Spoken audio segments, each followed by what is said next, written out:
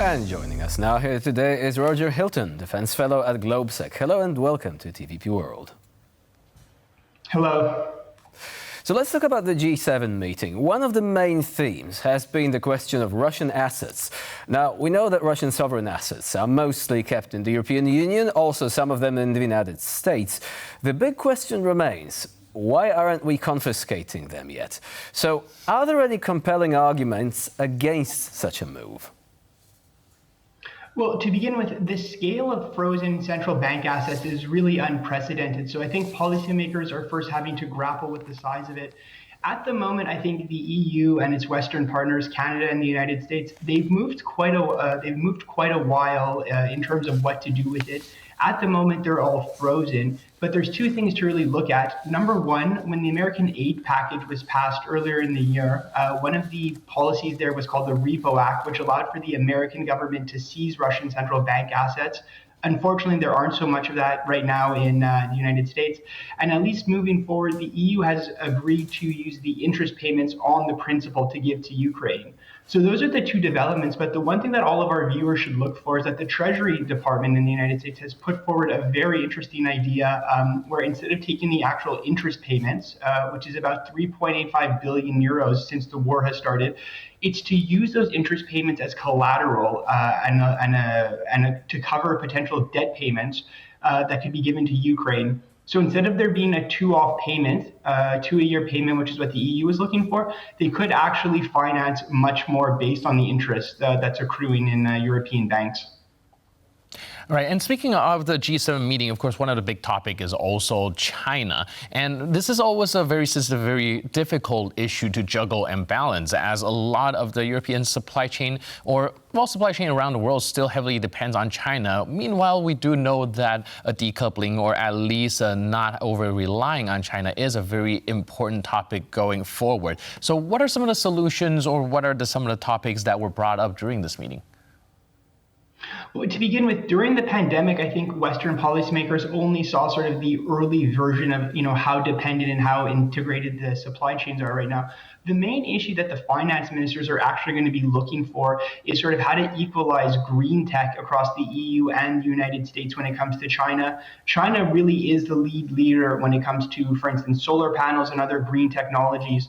And I think given Ursula von der Leyen's push for a greener EU and also President Biden looking to have a more green-oriented sort of economy and energy sources, they want to try to equalize the playing field. And just last week, the Biden administration announced 100% tariffs on all EV cars coming from China. So I think that's one issue they're looking at, and specifically how they can support EU startups, American startups, scale them up and help them go from early phases to taking the next level and just make it a more competitive playing field for non-Chinese green tech companies. And are these two issues related in any way? I'm asking because you see China wanting to make headway into the global financial markets. They want to expand economically. On the other hand, you always have the question of the reliability of the West when it comes to financial interests, right? When it comes to the West serving as a financial hub. So are they afraid that if they confiscate the Russian sovereign assets outright, this could undermine the reputation of the West as this sort of safe haven for finances, and perhaps could lead to the rise of new financial centers, one that could be less scrupulous when it comes to financial dealings, and also taking away one of the main advantages of the West, i.e. this leverage that we have over their other countries? That's definitely one position of the EU makers, is that it would set a dangerous precedent and it would undermine credibility of Western markets. At the same time, this is really a risk-reward type of decision because, as we've seen, the war has gone on for over 3 years. You had a 6-month stall in Congress in the United States about getting the aid package moving through. So I think the initial sort of messages that have been coming out of the G7 ministers on the financial side is these are really more teasers and testers to see what's acceptable and what's not acceptable. it goes without saying that there are other nuclear options, that the EU and America could do to actually seize the assets. But of course, I don't know the alternative to Western banks, whether they're in Frankfurt, London, or Washington, Toronto. I'm not really sure that they will yield and be as attractive to foreign investors as they are right now. So I think China is looking on carefully. And most importantly, I mean, this is also something that impacts China should things escalate with the Taiwan Strait. China is doing exercises right now where Taiwan is completely encircled, and China has now, been giving lethal aid to Russia, which is another issue that the finance ministers might discuss when it comes to new sanctions.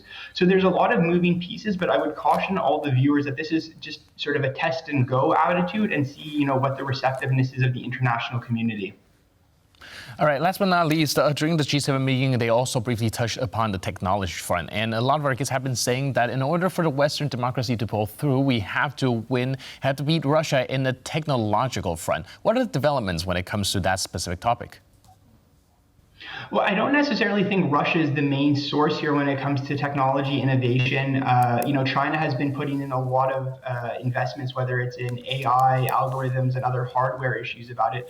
So the real threat about keeping Western advantage is not from Russia, it's from China.